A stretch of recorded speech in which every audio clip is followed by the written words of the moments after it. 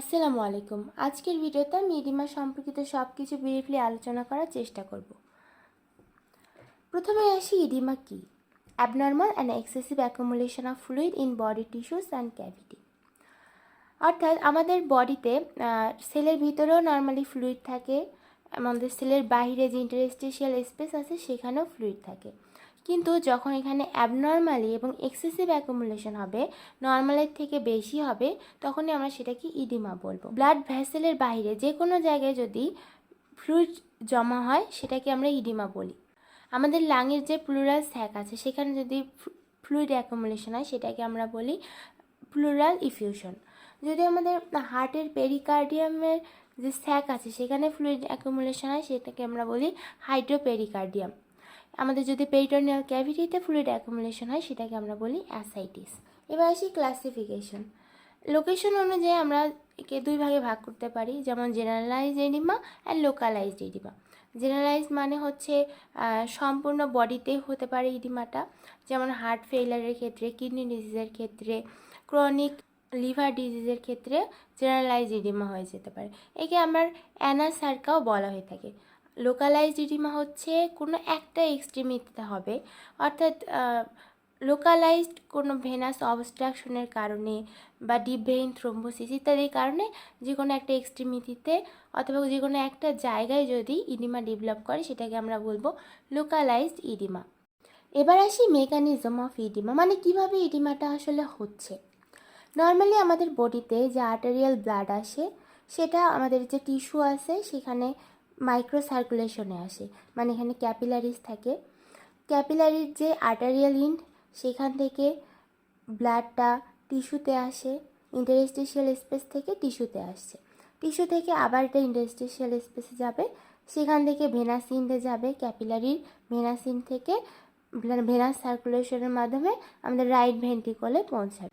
এখানে দুইটা ফোর্স কাজ করে, একটা হচ্ছে হাইড্রোস্ট্যাটিক প্রেশার আর একটা হচ্ছে অনকোটিক। এখানে যে ব্লাডের ফ্লোটা আছে আর্টেরিয়াল ব্লাড, এই আর্টেরিয়াল ব্লাডের ফ্লোর কারণেই হাইড্রোস্ট্যাটিক প্রেশারটা তৈরি হয়। হাইড্রোস্ট্যাটিক প্রেশারটা কি করে? এরা পানিকে বের করে দিতে চায় ক্যাপিলারি থেকে। আবার আমাদের যে ক্যাপিলারিতে ব্লাড আছে সেই ব্লাডে থাকে কি প্লাজমা প্রোটিন। অসমোটিক প্রেশার পানিকে হোল্ড করে রাখার চেষ্টা করবে। যখন হাইড্রোস্ট্যাটিক প্রেশার বেশি হবে অসমোটিক প্রেশারের থেকে, মানে পানিটা বের করে বেশি দিতে যাবে, তখন কি হবে? নর্মালি এখানে ফ্লুইড অ্যাকুমুলেশন হবে। আবার যখন অসমোটিক প্রেশারটা বেশি হবে, মানে পানিকে যে ধরে রাখতে চায় সে যদি বেশি ফোর্স দেয়, তখন পানি ভেতরে বা ক্যাপিলারিতে যাবে। নর্মালি ক্যাপিলারি ইন্ডে হাইড্রোস্ট্যাটিক প্রেশার বেশি থাকে, সো এখানে ইন্টারস্টিশিয়াল স্পেসে ফ্লুইড আসবে। আর ভেনাস ইন্ডে অসমোটিক প্রেশারটা বেশি থাকে, সো অসমোটিক প্রেশার কী করবে? এখানে ফ্লুইড টেনে নিবে ক্যাপিলারিতে। এছাড়া কিছু প্রোটিন আছে যেগুলো হাইড্রোস্ট্যাটিক প্রেশারের মাধ্যমে ইন্টারস্টিশিয়াল স্পেসে আসে ঠিকই, কিন্তু এগুলো ডাইরেক্টলি ভেনাস ইন্ডে যেতে পারছে না। এগুলো আমাদের লিম্ফেটিক ড্রেনেজের মাধ্যমে ভেনাস সার্কুলেশনে যাবে। কোনো কারণে যদি এখানে আর্টেরিয়াল ফ্লোটা বেশি হয় আর এখানে যদি ভেনাস অবস্ট্রাকশন হয়, মানে এদিক দিয়ে ব্লাডটা যেতে পারছে না কিন্তু আসছে বেশি, তখন এখানে হাইড্রোস্ট্যাটিক প্রেশারটা বেশি হয়ে এখানে ফ্লুইড অ্যাকুমুলেশন হবে। অসমোটিক প্রেশারটা যদি কম হয়, অর্থাৎ প্লাজমা প্রোটিনের পরিমাণ যদি কম হয়, হাইপোপ্রোটিনেমিয়া হয়, এখানে ফ্লুইড হোল্ড করে রাখতে পারবে না, সো এখানে ইন্টারস্টিশিয়াল স্পেসে ফ্লুইড অ্যাকুমুলেশন হবে, ইডিমা ডেভেলপ করবে। এছাড়া পারমিয়েবিলিটি যদি বেশি হয়, এখানে যে এন্ডোথেলিয়াল লাইনিং আছে সেখানে যদি কোনো কারণে ড্যামেজ হয়, পারমিয়েবিলিটি বেশি হয়ে যাবে, তখন এখানে বেশি পরিমাণে ফ্লুইড ইন্টারস্টিশিয়াল স্পেসে আসবে এবং অ্যাকুমুলেশন হয়ে ইডিমা ডেভেলপ করবে। এছাড়া যে বললাম লিম্ফেটিক ড্রেনেজের কথা, কোনো কারণে যদি লিম্ফেটিক অবস্ট্রাকশন হয়, মানে এখানে যে প্রোটিনগুলো আছে এগুলো লিম্ফের মাধ্যমে যেতে পারছে না, সো নর্মালি কী হবে? এরা এখানে জমা হবে। প্রোটিন জমা হলে কি হবে? প্রোটিনের একটা ধর্ম হচ্ছে সে পানিকে হোল্ড করে রাখবে, সো এখানে ফ্লুইড অ্যাকুমুলেশন হয়ে ইডিমা ডেভেলপ করবে। এগুলো ছিল হচ্ছে এক্সট্রা সেলুলার ইডিমার কজ। এছাড়া ইন্টারসেলুলার ইডিমা হতে পারে, মানে হচ্ছে আমাদের সেলের ভিতরে ফ্লুইড অ্যাকুমুলেশন হবে। কেন হবে? আমরা জানি যে আমাদের সেলে নর্মালি থাকে সোডিয়াম পটাশিয়াম পাম্প। এই সোডিয়াম পটাশিয়াম পাম্প যদি কোনো কারণে ঠিকমতো কাজ না করতে পারে, সোডিয়াম পটাশিয়াম যে এটিপিএইচ আছে, এই এটিপি এর যদি কোনো কারণে ইনহিবিশন হয় তখন কি হবে, সোডিয়াম বের হতে পারবে না। সো সেলের ভিতরে সোডিয়ামের পরিমাণ বেড়ে যাবে, তখন সোডিয়াম কি করবে, পানি ধরে রাখার চেষ্টা করবে। সো সেল সোয়েলিং হবে বা সেলের মধ্যে ইডিমা ডেভেলপ করবে। ইন্টারস্টিশিয়াল স্পেস যদি অসমোটিক প্রেশার বেশি হয় সেক্ষেত্রেও ইডিমা ডেভেলপ করতে পারে। একটা পেশেন্ট যদি আমাদের কাছে ইডিমা নিয়ে আসে তখন আমরা কী কী দেখব?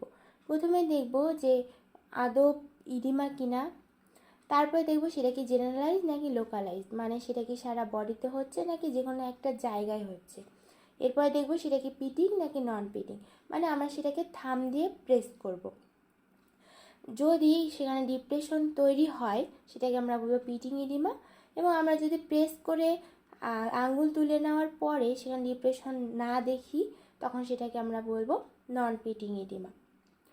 এছাড়া দেখব কি এটা ইউনিল্যাটারাল নাকি বাইল্যাটারাল, মানে এটা কি একটা হাতে বা একটা এক্সট্রিমিটিতে নাকি এটা দুইটা এক্সট্রিমিটিতে আছে বা দুই পায়ে আছে। এছাড়া দেখব কি সেটা কি মাইল্ড নাকি মডারেট নাকি সিভিয়ার। এছাড়া আমরা কি করব, পেশেন্টকে প্রশ্ন করব যে এই ইডিমাটা আপনার কোথায় প্রথম ডেভেলপ করে, প্রথমে কোথায় দেখা যায়। যদি সেটা প্রথমেই ফেসে আসে তখন সেটা কী কারণে হতে পারে, মোস্ট প্রবাবলি বলবো যে এটা হচ্ছে কিডনিতে কোনো সমস্যা আছে। যদি সে প্রথমেই বলে যে আমার অ্যাবডোমিনে বা পেটে প্রথমেই আমার পানি জমছে বা ফুলে যাচ্ছে, তখন মনে করব যে এখানে কোনো লিভার কজ জড়িত থাকতে পারে। এছাড়া যদি সেটা কোনো ডিপেন্ডেন্ট পার্টে হয়, যে আমি হচ্ছে পায়ে হচ্ছে বা স্যাক্রাল প্রমোটরিতে হচ্ছে, তখন আমরা বলতে পারি যে এটা কোনো হার্টের সমস্যার কারণেও হতে পারে। এরপরে আমরা তাকে জিজ্ঞেস করব যে এটা কি পারসিস্টেন্ট নাকি ইভিডেন্ট অনলি আফটার স্ট্যান্ডিং, মানে আপনি কিছু দাঁড়ালেই পাটা ফুলে যাচ্ছে নাকি এটা সব সময় আছে। এটা দেখার কেন দেখব, কারণ সেটা যদি শুধু দাঁড়ালেই হয় সেটা কিন্তু ডিপ ভেইন থ্রোম্বোসিস বা কোনো ভেনাস অবস্ট্রাকশনের জন্য হতে পারে। আর যদি পারসিস্টেন্ট হয় তখন আমরা ভাববো যে এটা হয়তো হার্ট কজ দায়ী। এছাড়া দেখব কোনো অ্যাসোসিয়েটেড সিমটম আছে কি না, অর্থাৎ যদি দেখি যে জুগুলার ভেনাস প্রেশার বেশি, সাথে টেন্ডারনেস অফ হেপাটোমেগালি আছে, এবং বাইল্যাটারাল পিটিং ইডিমা, মানে আমরা দেখতে পাচ্ছি দুই পায়ে বা দুইটা লিম্বে একই সাথে পিটিং ইডিমা, তখন আমরা কিন্তু 100% শিওর হতে পারবো যে এটা রাইট হার্ট ফেইলার। তো আমাদের অ্যাসোসিয়েটেড সিমটমও দরকার হবে।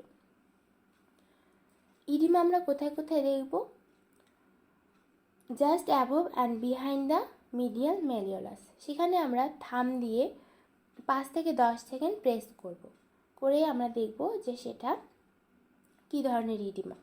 এবং over the shin of the tibia, আমরা টিবিয়াতে দেখতে পারি, ওভার দ্য স্যাক্রামেও দেখতে পারি, ফেসে দেখতে পারি, অ্যাবডোমিনেও আমরা ইডিমা।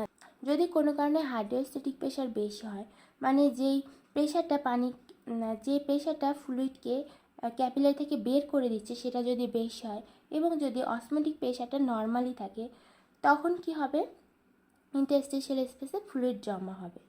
এখানে কিন্তু শুধু ফ্লুইড জমা হচ্ছে, কেননা এখানে আমাদের লিম্ফেটিক ড্রেনেজ ঠিক আছে। সো ফ্লুইড জমা হওয়ার কারণে আমরা যদি সেখানে প্রেস করি দেখব যে ফ্লুইডটা চারপাশে সরে যাচ্ছে, তো এটাকে আমরা বলবো পিটিং। যদি হাইড্রোস্ট্যাটিক প্রেশারটা নর্মাল থাকে কিন্তু কোনো কারণে যদি অসমোটিক প্রেশার কমে যায়, মানে প্রোটিন কম, পানি হোল্ড করে রাখতে পারছে না, তখনও কিন্তু ইন্টারস্টিশিয়াল স্পেসে ফ্লুইড জমা হবে। কিন্তু যেহেতু লিম্ফেটিক ড্রেনেজ ঠিক আছে, তো এখানে শুধু ফ্লুইডটাই বেশি থাকবে। এই কারণে এটাকে যদি আমরা প্রেস করি পানিটা দুই পাশে সরে যাবে এবং আমরা দেখতে পাবো সেখানে পিটিং ইডিমা, মানে সেখানে ডিপ্রেশন। কিন্তু যখন দেখব যে হাইড্রোস্ট্যাটিক প্রেশারও ঠিক আছে, অসমোটিক প্রেশারও ঠিক আছে, তবুও ইডিমা হচ্ছে কেন, কারণ এখানে লিম্ফেটিক ড্রেনেজ যদি অবস্ট্রাকশন হয়, এখানে যে প্রোটিনগুলো আছে তখন সেগুলো যেতে পারছে না। সো প্রোটিন কী করবে, পানি হোল্ড করে রাখবে, পানি ধরে রাখার কারণে এখানে ইডিমা ডেভেলপ করবে। কিন্তু যেহেতু এখানে প্রোটিন আছে পানিকে নিয়ে, তো এখানে যদি আমি প্রেস করি প্রোটিন কিন্তু সরবে না, পানি যতই সরুক প্রোটিন না সরার কারণে এখানে কোনো ডিপ্রেশন সৃষ্টি হবে না। ডিপ্রেশন সৃষ্টি না হওয়ার কারণে সেটাকে আমরা বলবো নন পিটিং ইডিমা। একটা লিম্বে সোয়েলিং থাকলে আমরা সেটাকে ভাগ করব দুইভাবে, একটা হতে পারে বাইল্যাটারাল ইডিমা আর একটা হতে পারে ইউনিল্যাটারাল। বাইল্যাটারালে পিটিং ইডিমা হতে পারে, নন পিটিং ইডিমা হতে পারে। কখন কখন আমরা বাইল্যাটারাল পিটিং ইডিমা দেখব? কনজেস্টিভ হার্ট ফেলারে আমরা প্রথমেই পেডাল ইডিমা দেখব, মানে হচ্ছে ফুটে আমাদের প্রথম ইডিমা দেখা যাবে, তারপর সেটা জেনারেলাইজ বা পুরো বডিতে দেখা। ক্রনিক লিভার ডিজিজের ক্ষেত্রে ইনিশিয়ালি অ্যাসাইটিস ডেভেলপ করবে, তারপরে সেটা পায়ে দেখা যাবে, তারপর সেটা জেনারেলাইজ ইডিমা। নেফ্রোটিক সিনড্রোমের ক্ষেত্রে ইনিশিয়ালি আমরা পেরিঅরবিটাল সোয়েলিং দেখতে পারবো, তারপর সম্পূর্ণ ফেসে সোয়েলিং দেখতে পারবো, তারপর সেটা জেনারেলাইজড ইডিমাতে দেখতে পারবো। প্রোটিন লুজিং এন্টেরোপ্যাথিতে ডায়রিয়া প্রেজেন্ট থাকবে, সেখানে আমরা ইডিমা দেখতে পারবো, pitting oedema. And chronic kidney ডিজিজে ইউরিন আউটপুট কমে যাবে, সো বডিতে সোডিয়াম এক্সক্রিশন না হওয়ার কারণে ইডিমা ডেভেলপ করতে পারে। এবার আসি নন পিটিং ইডিমা। হাইপোথাইরয়েডিজমের ক্ষেত্রে যেহেতু প্রোটিন ক্যাটাবলিজম কম হচ্ছে, সো প্রোটিন অ্যাকুমুলেশন হয়ে এখানে নন পিটিং ইডিমা ডেভেলপ করবে। এবার আসি ইউনিল্যাটারাল ইডিমা। ইউনিল্যাটারাল ক্ষেত্রে দেখতে পারি সেলুলাইটিস হতে পারে, deep vein thrombosis, calf muscle haematoma, Baker cyst rupture. এছাড়া নন পিটিং হচ্ছে লিম্ফেডেমা।